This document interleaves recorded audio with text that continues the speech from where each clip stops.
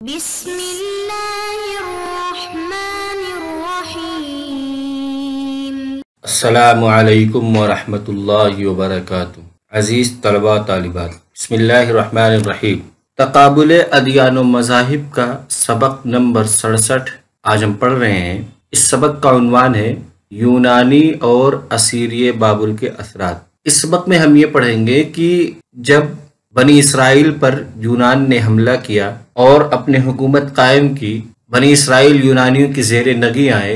اسی طرح سے جب بخت نصر نے بنی اسرائیل کو قیدی بنایا اور بابل لے کے چلا گیا، یہاں سے فلسطین سے بابل لے کے چلا گیا، اس وقت یعنی ان دو حالات میں ان پر کیا کیا اثرات ہوئے، یونانیوں کے کیا اثرات ہوئے اور بابلیوں کے کیا اثرات ہوئے، بنی اسرائیل میں ان سے کیا تبدیلی ہوئی ان دو حالات میں، اس کی تفصیل ہم یونانیوں کے اثرات۔ جب سکندر نے دارا کو شکست دی تو یہودی یونانیوں کے زیر اثر آ گئے۔ غلبے کی ابتدا میں یہودیوں پر کوئی خاص اثر دکھائی نہیں دیتا۔ سکندر کی وفات کے بعد یہودی تقریباً 1 صدی تک مصری کے بطلیموس خاندان کے ماتحت رہے، لیکن یہود نے حکمراں طبقے کا اثر قبول نہ کیا، بلکہ اس کے برعکس یہودیت میں قومیت کا احساس شدت سے ابھرنا شروع ہوا۔ جب فلسطین یونانی بادشاہ سیکولس کے زیر نگی آیا تو یونانی حکمرانوں نے یونانی تہذیب اور یونانی مذہبی رسوم کو غیروں پر ٹھونسنا چاہا، اور انطاکیہ کے یونانی حکمرانوں نے اپنی تہذیب اور مذہبی رسوم کا پرچار شروع کر دیا۔ اس پوری بات کا مطلب ہے کہ جب سکندر نے دارا جو ایران کا جو بادشاہ تھا اس کو شکست دے دی اور شکست دے کر کے یہودیوں پر غلبہ حاصل کیا، تو سکندر کے دور میں تو یہودیوں پر کوئی خاص اثر نہیں ہوا۔ اسی طرح سکندر کی وفات جب ہو گئی تو اس کے بعد 1 صدی تک پورا مصر کے بطلیموس خاندان کی حکومت رہی، یعنی یونانیوں کی ہی زیر سرپرستی بطلیموس خاندان کی حکومت رہی یہودیوں پر۔ تو اس دوران یونانیوں سے تو کچھ اثر یہودیوں نے نہیں لیا، بلکہ یہودیوں کے اندر قومیت کا ایک احساس ابھرا۔ لیکن جب یونانی بادشاہ سیکولس حکمراں ہوا یہودیوں پر تو اس نے زبردستی اپنے مذہبی رسوم اور اپنی تہذیب دوسروں پر ٹھونسنا شروع کر دیا تھا، یعنی اپنی تہذیبی غلبے کی پوری کوشش اس نے کی، جس کا اثر یہودیوں پر ہونا شروع ہوا۔ 39 چہارم نے یہودی مذہب مٹانے اور یونانی دیوتا زیس کی پرستش کو عام رواج دینے کی کوشش کی، تو اس کے نتیجے میں یہودیوں میں قومی احساس پیدا ہوا۔ یہودیوں نے ایک کامیاب بغاوت کی اور فلسطین میں ایک یہودی ہاسمونین خاندان کی حکومت قائم کر دی۔ یہودیوں نے اس خاندان کی حکومت اس وجہ سے قائم کی کہ وہ یونانی اثرات سے محفوظ رہیں گے۔ اس سے ان کا مقصد پورا نہ ہوا اور یہودیوں کے مذہبی طبقات نے اس خاندان سے تعلقات منقطع کر لیے۔ کا مطلب یہ ہے کہ جب یونانیوں نے یہودیوں پر زبردستی اپنی تہذیب اور اپنے رسومات اور روایات کو ٹھونسنا شروع کیا تو اس وقت اور یہاں تک مجبور کیا کہ جو یونانی دیوتا زیس تھے ان کی بھی پرستش یہودی کریں، تب یہودیوں کے اندر ایک قومی احساس پیدا ہوا، اور اس قومی احساس کا نتیجہ یہ ہوا کہ ہاسمونین خاندان تھا یہودیوں کا، اس کی سرپرستی میں انہوں نے ایک کامیاب بغاوت کی اور اپنی ایک حکومت قائم کر لی۔ ہاسمونین خاندان کی حکومت قائم ہو گئی، لیکن قائم کرنے کا مقصد اگرچہ یہ تھا کہ یونانی اثرات سے محفوظ رہیں، یہ مقصد تو پورا نہیں ہوا۔ البتہ اس کا الٹا نتیجہ یہ ہوا کہ یہودی کے جو مذہبی طبقہ تھا یہودیت کا، وہ اس خاندان سے الگ ہو گیا۔ ہاسمونین خاندان کو تسلیم نہ کرنے والا یہودی طبقہ خدیین کہلاتے تھے، جس کے معنی متقی اور پارسا لوگ ہیں، یعنی جنہوں نے ہاسمونین خاندان کی بغاوت کو تسلیم نہیں کیا تھا اور اس سے اپنے تعلقات منقطع کر لیے تھے، وہ خدیین کا طبقہ تھا۔ ان کے بعد فریسیوں کا ایک گروہ پیدا ہوا جو یونانی تصورات و رسوم سے سخت متنفر تھے۔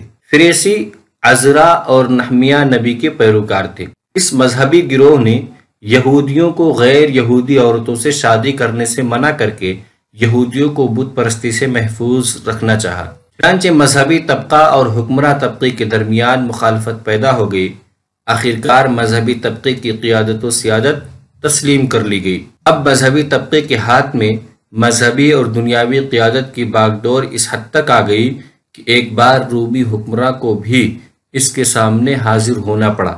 یعنی یہودیین طبقے کے بعد فریسیوں کا ایک گروہ آیا جس نے یونانی رسومات کی بہت سخت مخالفت کی، اور یہاں تک مخالفت کی کہ غیر یہودی عورتوں سے شادی کرنے کی ممانعت کا بھی حکم لگا دیا۔ اب مذہبی طبقے اور حکمراں طبقے کے درمیان مخالفت ہو چکی تھی، یعنی یہودی دو گروہوں میں بٹ گئے تھے، مذہبی طبقہ الگ اور حکمراں طبقہ الگ، دونوں میں کشمکش ہوئی، اور اس کشمکش کے نتیجے میں مذہبی طبقہ غالب آیا، اور اس حد تک غالب آیا کہ ایک بار رومی حکمراں کو بھی اس کے سامنے حاضر ہونا پڑا تھا۔ اس کی طاقت اتنی مضبوط ہو گئی تھی مذہبی طبقے کی۔ اس سے معلوم ہوتا ہے، یعنی اس کے رومی حکمراں کے حاضر ہونے سے پتہ چلتا ہے کہ اس دور میں یہودیوں کے مذہبی طبقے کا کتنا زور تھا اور معاشرے میں ان کو کتنا بلند مقام حاصل تھا۔